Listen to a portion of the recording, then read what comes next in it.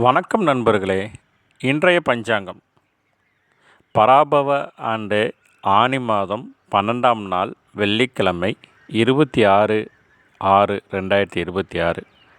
இன்றைய நல்ல நேரம் காலை 9:30 to 10:30, நண்பகல் 12:30 to 1:30, மாலை 4:30 to 5:30, இரவு 6:30 to 7:30ங்க.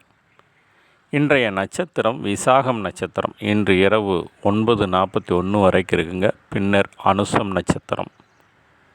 இன்றைய வளர்பிறை திதி துவாதசி திதி. இன்று நள்ளிரவு 12:32 வரைக்கும் இருக்குங்க. பின்னர் திரையோதசி திதி.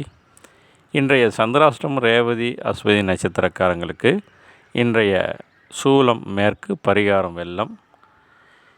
இன்றைய கரணம் பவம் கரணம்.